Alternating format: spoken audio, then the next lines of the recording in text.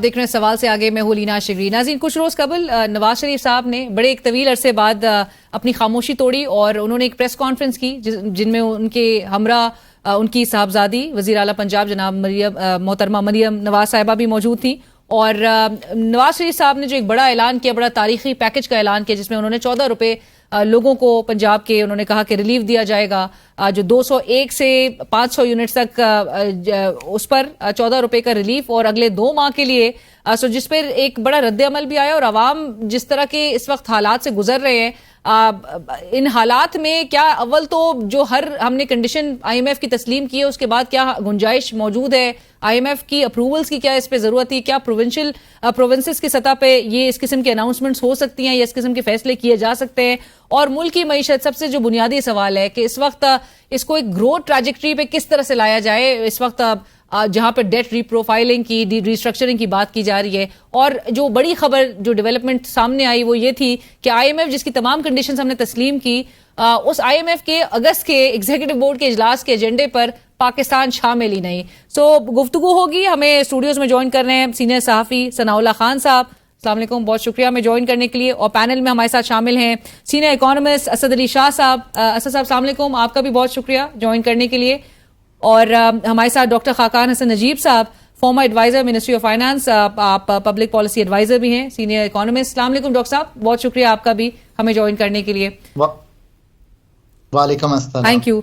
आपकी इजाजत से आप दोनों की, मैं सनाउल्लाह साहब से, क्योंकि प्रेस कॉन्फ्रेंस और मीडिया में बड़ी हाईलाइट होती रही किसका मतलब क्या था, तो मैं सनाउल्लाह साहब आपका जरूर इस पे इनपुट चाहूंगी। मियां नवाज शरीफ साहब ने बड़े तवील अरसे बाद लाइक आई सेड की खामोशी तोड़ी और उन्होंने ये ऐलान किया है। आप इसको किस तरह से देख रहे थे और ये ऐलान से आपको लगता है कि लोगों की जो हालात हैं, जिस तरह के, जिस महंगाई के इस कर्ब से गुजर रहे हैं, क्या उनको वाकई में वो एतबार करने के लिए तैयार हैं मियां नवाज शरीफ साहब? अलीना, इसके 2 पहलू हैं, एक पॉलिटिकल है, एक एनर्जी की प्राइसेस के हवाले से।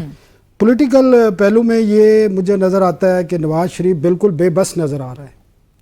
मतलब पेन है उसके दिल में, लेकिन नवाज शरीफ मुस्लिम लीग नून के कायद हैं और उनके इस ऐलान से पंजाब सेंट्रेट से लग रहा ये है कि वो समझते हैं कि सिंध, बलूचिस्तान और केपी की आवाम ने उनको वोट नहीं दिए। मतलब वो लगता ये है कि महदूद हो गए हैं पंजाब तक। हाँ। दूसरी बात ये, उनकी अनाउंसमेंट जो है, क्योंकि ये सेंट्रलाइज्ड है, ये पावर सेक्टर का डॉक्टर नजीब साहब करते रहे, ये बताएंगे आपको। कर तो सकता है कोई भी सूबा ना, और उसमें आईएमएफ की रिक्वायरमेंट की भी जरूरत नहीं है, क्योंकि वो अपने बजट के अंदर जो आईएमएफ ने इनको पूरा एक बजट दिया है, उसके अंदर से उन्होंने कहीं से कट लगा के डेवलपमेंट में से वो 45 अरब जो वो दावा कर रहे हैं वो उन्होंने डिस्ट्रीब्यूशन कंपनी जो इस पंजाब में आती हैं, हाँ। गैसको है, लेस्को है, जो भी आती हैं, मैपको है, ये मैं सवाल आगे इनमें वो डिवाइड कर देगी जो उनकी रिक्वायरमेंट होगी, और वो तकरीबन आप कंज्यूमर पे निकाल लेना, क्योंकि शहबाज शरीफ की जो 9 जुलाई की तकरीर है ना, जिसमें उन्होंने 200 यूनिट तक कहा था कि हम कीमत नहीं बढ़ा रहे और 50 अरब रुपए रिलीफ दे रहे हैं। साथ उन्होंने ये भी कहा था कि 94% जो कंज्यूमर है, आप देख लें वो उसके रिकॉर्ड पे है कि 94% जो कंज्यूमर है पाकिस्तान का डोमेस्टिक, वो 200 यूनिट तक बिजली इस्तेमाल करता है। बिल्कुल ऐसा ही है। तो इन्होंने 201 से 500 तक की है, तो वो भी पूरे मुल्क वालों का नहीं है, सिर्फ पंजाब के हद तक है। तो आप अंदाजा कर लें कि वो कितने % कंज्यूमर आएंगे। असद अली शाह साहब, सर आप भी इसको एक पंजाब वर्सेस सेंटर के सिनारियो में देख रहे हैं, और जिस तरह से बात भी हो रही है कि मियां नवाज शरीफ साहब सिंगल हैंडेडली पंजाब कैसे प्राइस रिड्यूस करने का डिसीजन या ऐलान कर सकता है, अगरचे वो 45 बिलियन का जिक्र हो रहा है जिसमें वो एक कुशन क्रिएट करेंगे, but can they do it without the nod और अप्रूवल ऑफ आईएमएफ? जी शुक्रिया बहुत बहुत। पहले तो लीना, मेरा ख्याल है कि जो अनाउंसमेंट है उसमें आईएमएफ का कोई इशू उनको नहीं होना चाहिए, क्योंकि प्रोविंशियल बजट में अच्छा खासा कुशन है। जो डेवलपमेंट प्रोग्राम्स है और बाकी जो खर्चे हैं उसको रिड्यूस करके उन्होंने, जाहिर है उनका फोकस पंजाब है। Punjab is the battle ground Pakistan के इलेक्शंस में और पॉलिटिक्स में, और बाकी जगह तो पीएमएलएन जो है वो काफ़ी रोड हो गई है उनकी पॉपुलैरिटी, तो उनका फोकस पंजाब ही है, और उसके लिहाज से जो उन्होंने किया है उस पे जो लोगों का के ऊपर इतना बर्डन आ गया है बिकॉज ऑफ, क्योंकि फिस्कल स्पेस नहीं है फेडरल गवर्नमेंट में। सो असद साहब, सेंटर आप सब समझते हैं कि इस डिसीजन के पीछे सेंटर अलाइंड होगा? जी, मेरा नहीं ख्याल कि सेंटर को कोई इसमें प्रॉब्लम होगा, बल्कि मैं समझता हूं कि ये जो कॉल्स हैं बाकी सूबों को भी अपने कंसिडर करना चाहिए, क्योंकि एनर्जी काफ़ी फंडामेंटल है लोगों की लाइफ्स में और इकोनॉमिक पर्सपेक्टिव से भी। तो अगर वो सारी जो एक तो इनकम लेवल्स पिछले 2-3 साल में बहुत इरोड हो गई हैं, जो ग्रोथ रेट है हमारा बहुत कम हो गया है, अनएम्प्लॉयमेंट और पॉवर्टी बहुत बढ़ गई है, तो उस सिचुएशन में लोगों को रिलीफ देना इकोनॉमिकली भी बेहतर होगा। और उनके पास जो है थोड़ी सी जरा स्पेस होगी तो वो फिर सेविंग्स भी करके और कहीं इन्वेस्ट भी कर सकेंगे। राइट। डॉक्टर साहब, 18% आपको याद होगा अभी चंद रोज कबल ही ब्लूमबर्ग की रिपोर्ट थी जहां पर उन्होंने क्लियरली कहा कि power bills overtake rent cost in Pakistan, government had to hike energy prices to secure IMF loans. बावजूद उसके हम, जिस तरह मैंने इंट्रोडक्शन में भी जिक्र किया कि हम IMF के इस माह के एग्जीक्यूटिव बोर्ड के इजलास के एजेंडे पर नहीं है अगस्त के महीने के, और जो मुल्क में जो इन्फ्लेशन है वो भी आपको पता है कि स्लो डाउन अगरचे जरूर की है, लेकिन इस वक्त खित्ते में सबसे ज्यादा महंगाई की जो शरह है वो पाकिस्तान ही की है। सो आपको लगता है 18% जो जुलाई की बिजली के बिलों में इजाफा देखा गया, जो ब्लूमबर्ग भी कोट कर रहा है, वो IMF ही की कंडीशंस, IMF ही के कहने पर ये बढ़ाई गई थी। सो इसके बावजूद भी मियां नवाज शरीफ साहब ये 14 रुपए का रिलीफ दे सकते हैं? सो अलीना, 7,500 अरब रुपया NFC के तहत सूबों को मुंतकिल होगा इस साल में से।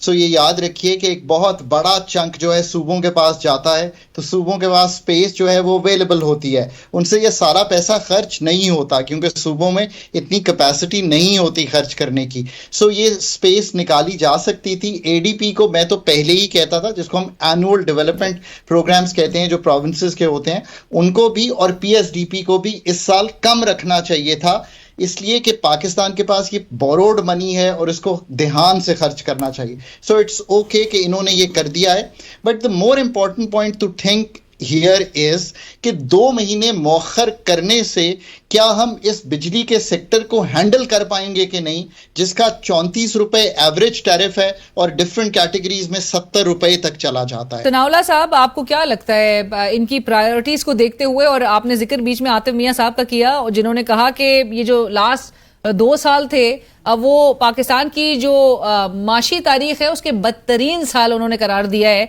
आपको लगता है कि वाकई में इस हुकूमत की कोई स्ट्रैटेजी नजर आ रही है? या देखिए अलीना, आप खुद गलियों में गई हैं और मैं उस इकोनॉमिस्ट को इकोनॉमिस्ट समझता ही नहीं, उसको रियलिटी का पता ना हो मार्केट का।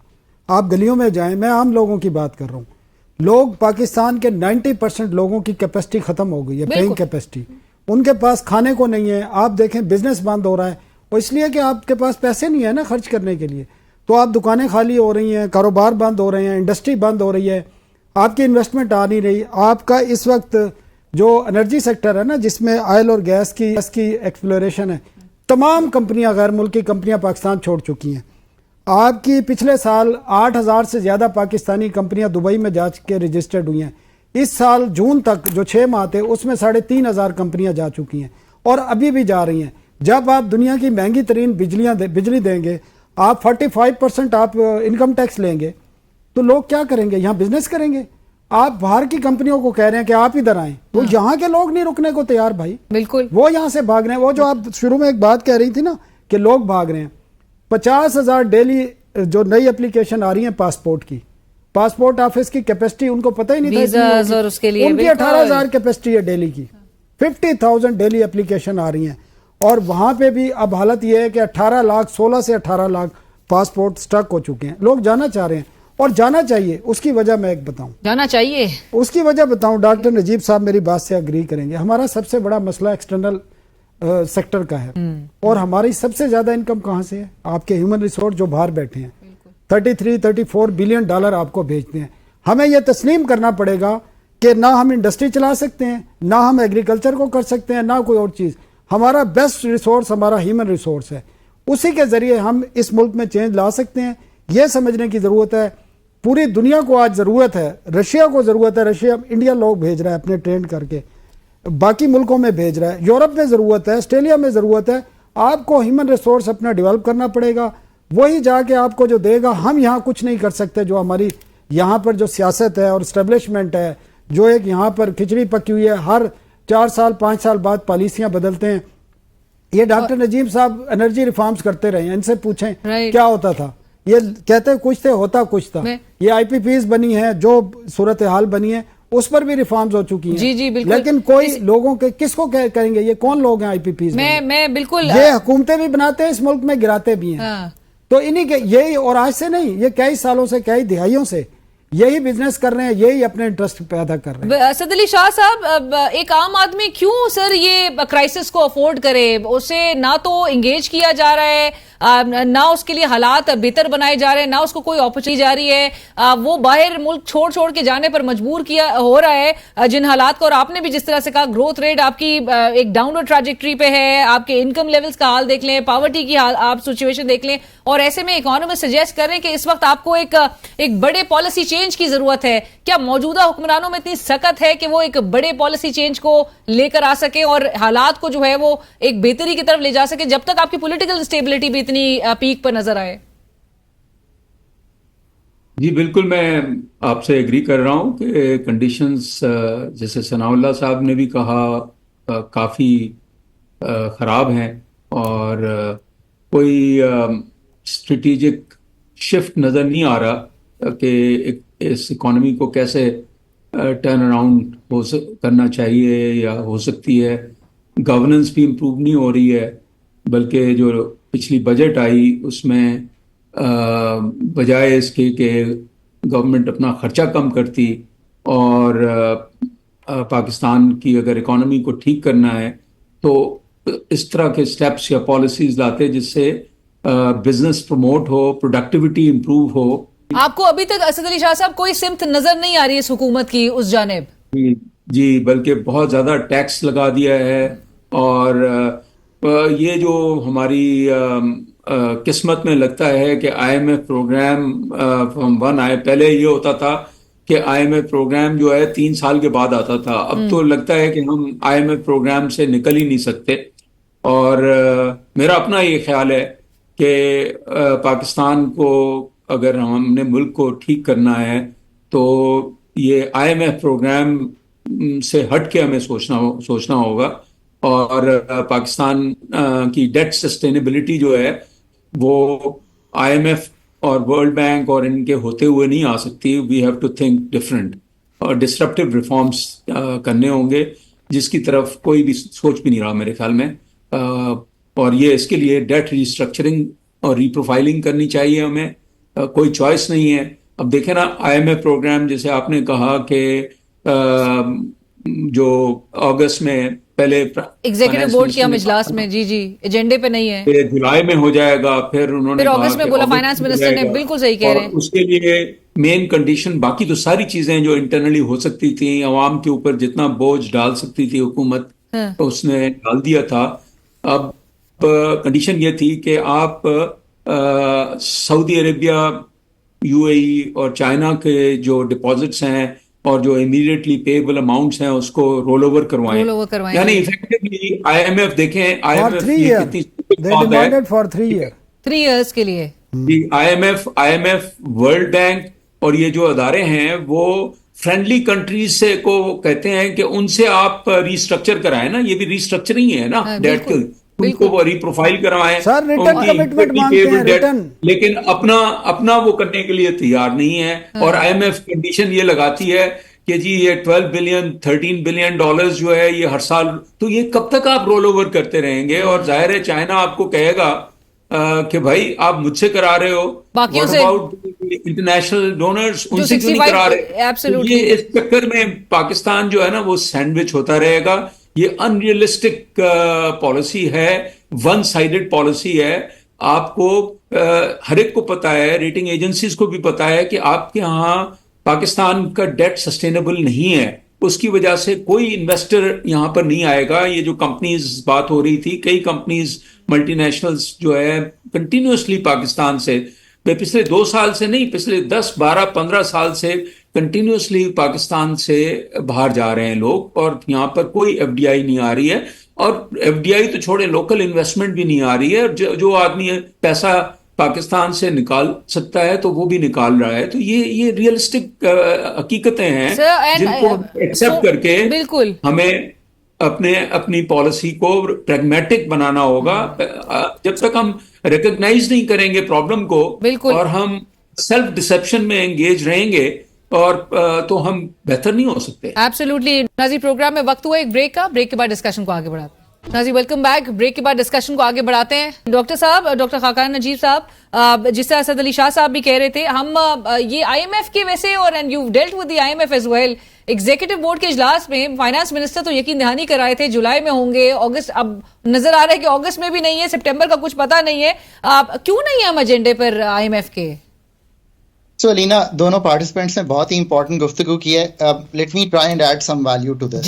देखिए, एक तो बात ये है कि सब ये कह रहे हैं कि जो रिस्पॉन्स रिक्वायर्ड है उसकी डेप्थ और ब्रेड्थ जो चाहिए वो शायद आपको हुकूमत से नहीं दिखाई दे रहा। That's number 1। So let's accept that fact कि हमें बहुत ज्यादा रिस्पॉन्स वो पुट टुगेदर हो रहे हैं, इसलिए थोड़ा सा डिले आ रहा है प्रोग्राम में।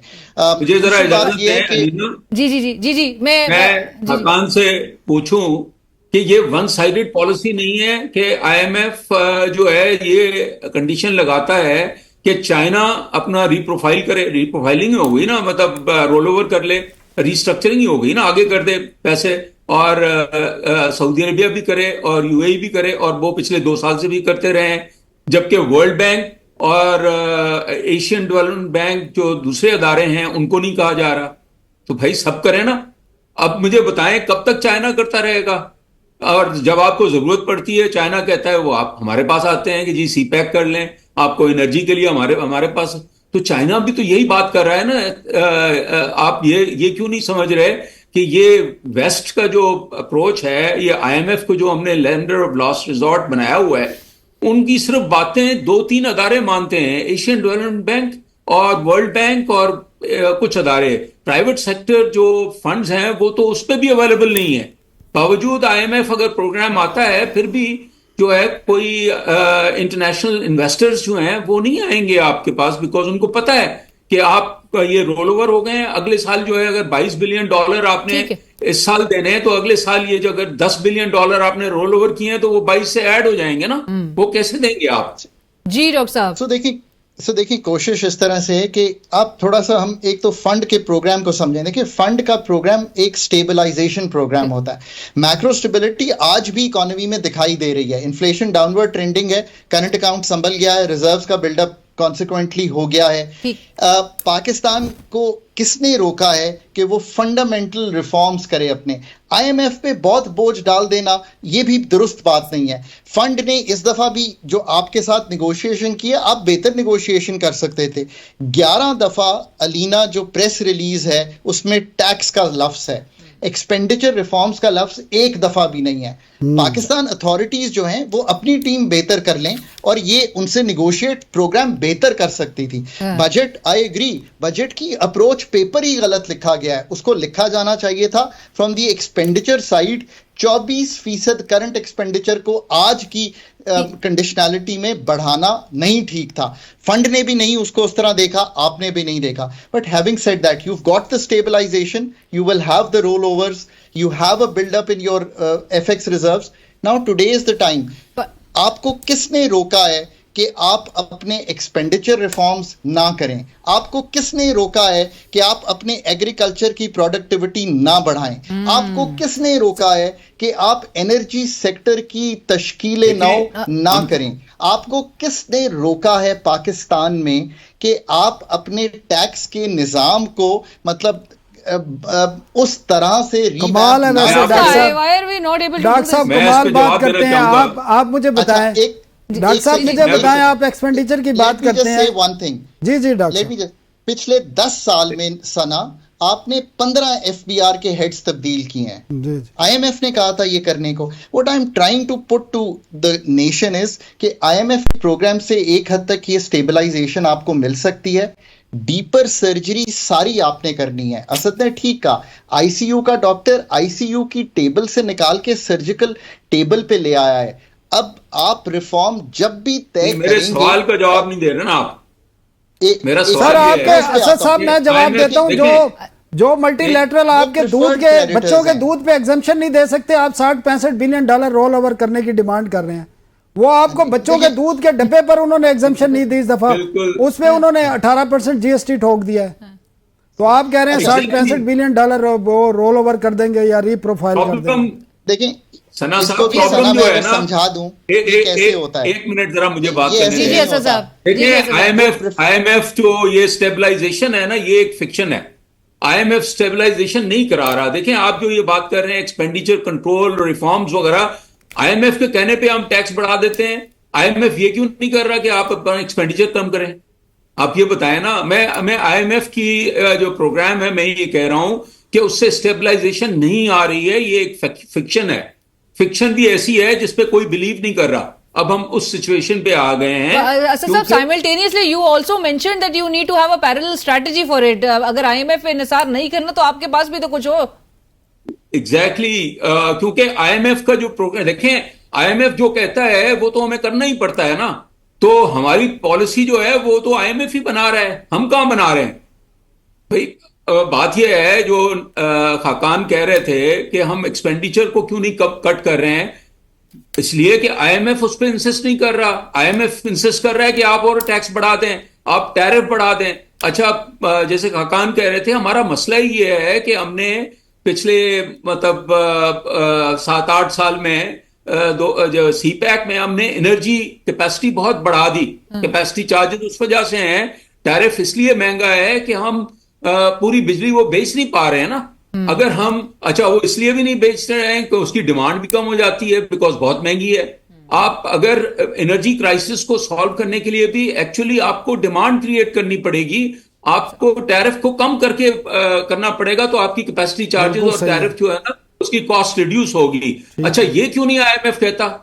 देखें, प्रॉब्लम ये है, इट इज नॉट जस्ट हमारा जो हम तो खैर आई टोटली एग्री कि हमारी पॉलिसी ठीक नहीं है, लेकिन हम तो वही करते हैं ना जो बहुत ही आईएमएफ बहुत ज्यादा जिस पे इंसिस्ट करता है। आईएमएफ जो हमें पॉलिसी डिक्टेट करता है, that is not the solution, that is the problem. मैं ये कहना चाह रहा हूं, ये से स्टेबलाइजेशन नहीं आती है आईएमएफ से। अगर हम बैक बोरो करके 1-8 साल के लिए दोबारा करेंगे तो हम वहीं के वहीं होंगे। बिल्कुल ये इसी तरह होता रहा है माजी में, खराब होती जा रही है। सर बिल्कुल आपकी बात ठीक है। नजीब साहब जिस तरह कह रहे थे 13 से 16 का जो प्रोग्राम था बिल्कुल स्टेबलाइज हो गए, उसके बाद फिर ट्रैक चला गया। इससे पहले 2008 में जब पीपल्स पार्टी आई उन्होंने भी लिया प्रोग्राम और 3-4 साल स्टेबलाइजेशन हुई, उसके बाद 1-2 साल के अंदर फिर फारिग हो गए। लेकिन असद साहब की जो बात है ना एक्सपेंडिचर की, ये सबसे ज्यादा मैटर करता है। ये मेंशन भी नहीं करे, देखिए सूबों को 7,500 अरब रुपए जा रहे हैं। आपको पीएसडीपी की बिल्कुल जरूरत नहीं है फेडरल गवर्नमेंट को, 1 रुपए की जरूरत नहीं है।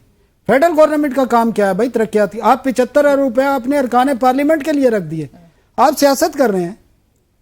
आपको 50 यहाँ पे डिवीजन की वजीरों की जरूरत नहीं है, यहाँ 4 वजारतों की जरूरत है।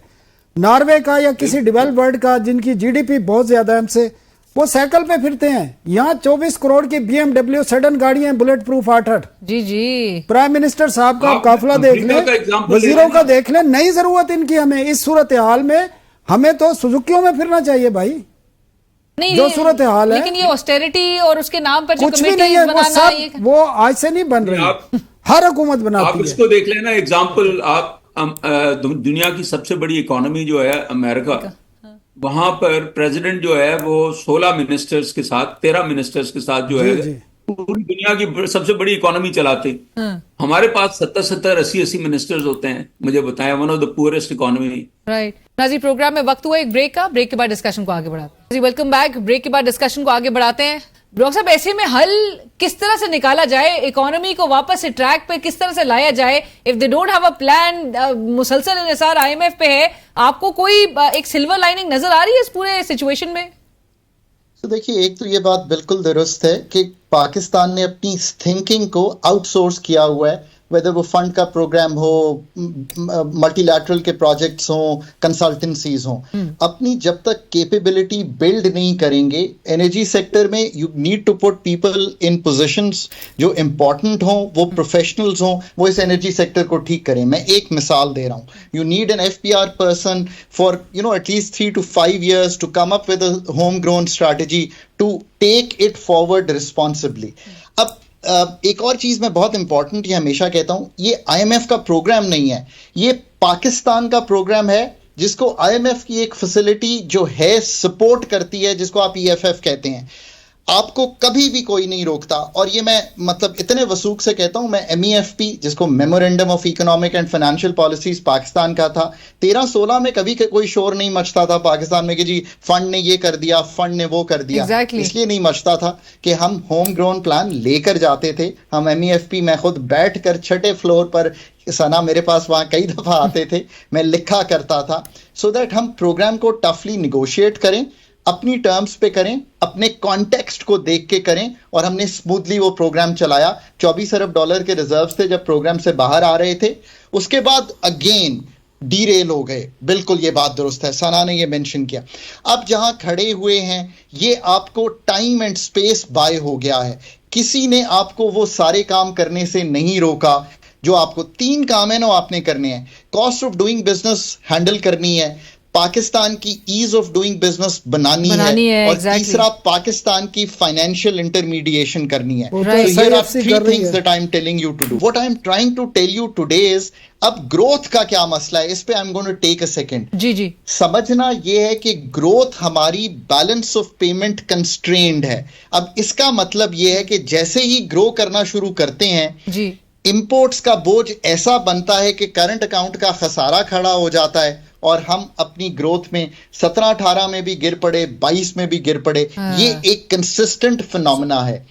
इसको रिमूव करने का एक ही तरीका है, और वो ये है कि आप अपनी एक्सपोर्ट की कंपेटिटिवनेस को बढ़ाएं, और पाकिस्तान की जो ये $30 अरब की एक्सपोर्ट है, इसको अगले सालों में 40 से 50 अरब लेकर जाएं। इसमें कोई लो हैंगिंग फ्रूट नहीं है, और 50 to 60 बिलियन तक ले जाने पे भी डॉक्टर साहब, मतलब there still has to be a plan in this. Sanaullah sahab, आपको नजर आता है कि नहीं, ये एनर्जी की ये प्राइस और जो हमारे रेगुलेशन है, जो हमारी, असद अली शाह साहब, जो आपने सही बात की, डॉक्टर साहब के कैपेसिटी के इशू हैं, उसमें ये हम एक्सपोर्ट बढ़ा ही नहीं सकते। और ये तो आपको याद है 2008 से 13 के दरमियान गई थी आपकी 25-26 बिलियन डॉलर की, फिर 20 पे आ गई, 18 पे आ गई, अब फिर थोड़ी सी ऊपर गई है, इसी में रहेगी। आपकी एक्सपोर्ट सरप्लस भी नहीं है, आपकी एनर्जी कास्ट दुनिया में सबसे ज्यादा है, आप कम्पीट ही नहीं कर पा सकते किसी के साथ, फिर आपका यहाँ पे इंफ्रास्ट्रक्चर भी नहीं है, बातें बहुत होती हैं। एंड बांग्लादेश का सिनेरियो में मतलब 50-60 बिलियन डॉलर्स के रिजर्व, असद अली शाह साहब, मतलब वहां के हालात, with the economy doing really good, fairly well, उसके बावजूद भी हालात आपके सामने हैं। सो पाकिस्तान में जिस किस्म के हालात है, आपको लगता है कि अवाम बहुत ज्यादा पुट अप कर सकती है इस किस्म की सिचुएशन से, और बहुत अरसे तक कर सकेगी? ये तो पाकिस्तान और बांग्लादेश की सूरत हाल काफी पॉलिटिकली डिफरेंट है। बांग्लादेश में एक ही काइंड ऑफ नेशन है, यहाँ पर काफी डाइवर्सिटी है, डिफरेंट ट्राइबल और एथनिक सेक्टेरियन, हम काफी बटे हुए हैं। तो उस लिहाज से मेरे ख्याल में पाकिस्तान की सूरत हाल काफी मुख्तलिफ है। बट मैं ये कहना चाहूंगा कि जो खाकान साहब से मेरा थोड़ा सा डिफरेंस है कि मैं जैसे पहले कह रहा था कि देखें, ये बात सही है कि हमारी पॉलिसीज ठीक नहीं है, हमें IMF ने नहीं रोका कि हम एक्सपेंडिचर क्यों नहीं कम करते, हम अपनी प्रोडक्टिविटी क्यों नहीं बढ़ाते, लेकिन IMF जो पॉलिसीज हमें फोर्स करता है वो फिस्कल डेफिसिट कम करने के लिए हमें कहता है कि आप और टैक्स लगा दो, आप टैरिफ बढ़ा दो, तो उससे हमारी इकोनॉमी और खराब होती है, हमारी सस्टेनेबिलिटी और खराब होती है। वो ये क्यों नहीं कहता, क्योंकि हम तो वही कहते हैं जो करते हैं जो IMF कहता है। तो वो हमें खर्चा इस बजट को उन्होंने कैसे एक्सेप्ट किया जिसमें इतना ज्यादा ADP हमने पैसे ना होने के बावजूद हमने बढ़ा दी, हमने खर्चे अपने कम नहीं किए। तो ये इससे सस्टेनेबिलिटी या इससे जो स्टेबलाइजेशन है वो नहीं होती, जो आईएमएफ का और जो कुछ लोगों का ख्याल है। मैं समझता हूं कि ये आईएमएफ की जो थिंकिंग है, मल्टीलैटरल्स की थिंकिंग है, दैट हैज नॉट वर्कड। हम हर लिहाज किसी न किसी तरीके से जो पॉलिसीज डिक्टेट होती रही हैं वही हम करते रहे हैं, और ये बात सही है कि हम खुद अपने आप को खुद भी नहीं ठीक करना चाहते, रिलायंट नहीं होते। तो बिल्कुल कहते हैं ना कि कुछ गांव के लोग भी जालिम थे और हम भी अपने आप के साथ जुल्म कर रहे थे, शहर के लोग like भी that. जालिम सन, तो कुछ दोनों सानों तरफ मरण से का खराबी शौक है। बिल्कुल हाँ, that's right. Absolutely. Doctor sahab, you'd like to add a comment here, but मैं आप तीनों पैनलिस्ट का एक इसी हवाले से कि जहां पर हम जिस सिनेरियो का जिक्र कर रहे हैं, बिजनेसेस रीलोकेट कर रहे हो, मुल्क में इन्वेस्टमेंट्स आ रही नहीं हो, अवाम जो है कर्ब में मुब्तला हो, आईएमएफ पे आपका रिलायंस जो है वो डेकेड से चला आ रहा हो, ऐसे में डॉक्टर साहब फायरवॉल इंस्टॉल करके मुल्क में जो बची कुची वो जो कसर थी वो भी आप निकाल दे रहे हो, पाकिस्तान इकोनॉमी क्यों नहीं इस चीज का भी हिट लेगी मजीद?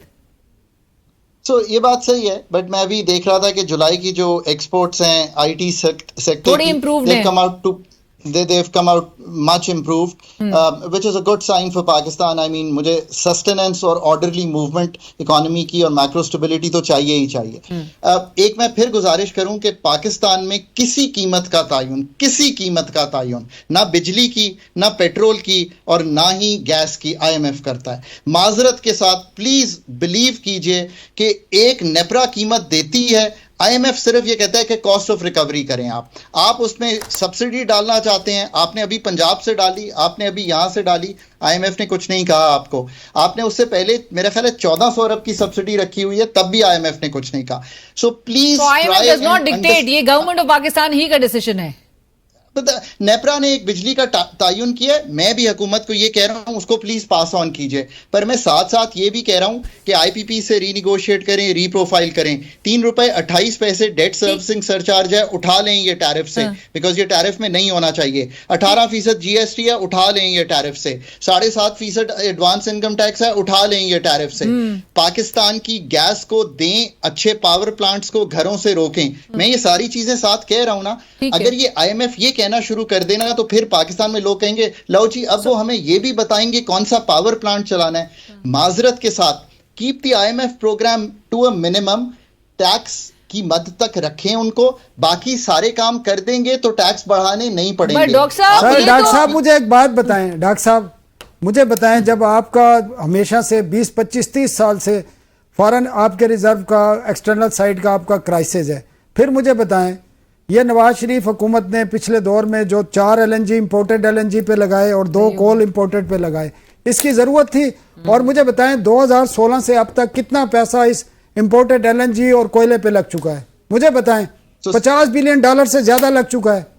आप एक डॉलर के लिए आप लोगों की मिन्नतें कर रहे हैं आप दुनिया की। और डॉक्टर साहब फोरेंसिक भी फिर नहीं होने दे दिया जाता है, रिपोर्ट सामने आ जाती है। मुझे बताएं, जरूरत थी, ये पॉलिसी थी, ये ठीक थी पॉलिसी क्या आप बिल्कुल जी डॉक्टर साहब। आई एम ग्लैड कि सना ने ये सवाल उठाया है। बात तो वहीं आकर रुकी ना कि आपने अपनी प्रोफेशनल थिंकिंग, आपने अपनी रिटर्न ऑन इक्विटीज, आपने अपनी रिटर्न ऑन इन्वेस्टमेंट। मैं डॉक्टर साहब आज भी समझता हूँ ये 6 प्रोजेक्ट ना लगते तो आज पाकिस्तान इतने क्राइसिस में ना होता, ठीक, खासकर एक्सटर्नल साइड एनर्जी डिमांड का वो फोरकास्ट, इंटीग्रेटेड प्लानिंग, ये सब काम करने के लिए अलीना आपको एक प्रोफेशनल एनर्जी मिनिस्ट्री चाहिए, ना उसका आईएमएफ से कोई ताल्लुक है।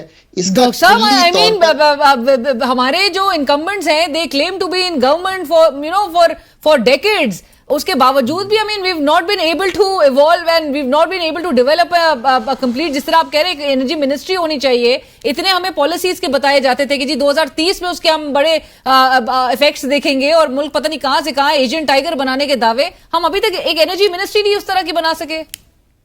हम एक अच्छा पाकिस्तान एनर्जी रेगुलेटर भी नहीं बना सके। हम एक भी डिस्को पिछले 25 साल से, और ये मैं एग्जैजरेट नहीं कर रहा, आई थिंक आईएसको या फेस्को दोनों 25 साल से प्राइवेटाइजेशन की लिस्ट पर हैं। आप अच्छा प्राइवेटाइजेशन कमीशन भी नहीं बना सके कि इनको बेच सकें। सो लेट्स बिलीव के these things are for us to do. India में मनमोहन सिंह और अहलूवालिया की टीम आई थी तो ये चीजें ठीक हुई थी।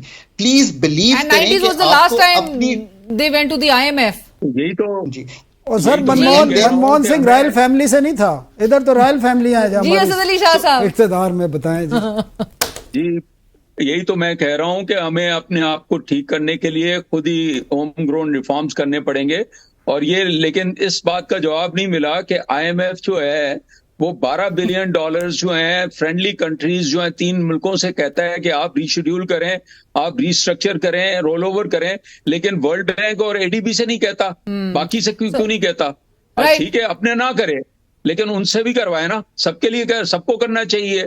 तो यहाँ डिस्कनेक्ट है जिसकी वजह से प्रॉब्लम हुआ है, जो आईएमएफ से स्टेबलाइजेशन नहीं आएगी apart from the policies. Right, thank you so much, बहुत शुक्रिया तमाम पैनलिस्ट का, सनाउल्लाह साहब, असद अली शाह साहब, doctor Khaqan Najeeb sahab for joining us on the show. And we really hope के जो प्लेस्ड प्रायोरिटीज भी और जो बार बार स्ट्रेस इस बात पे किया जा रहा है that we need to be self reliant, we need to have a strategy, जहां पे एनर्जी रिफॉर्म्स की भी बात की जाती है, कुछ काम अपने भी करने वाले हैं, अगर वो कर ले तो हमारी रिलायंस शायद दीगर इंटरनेशनल लेंडर्स पे जो है वो कम हो जाए।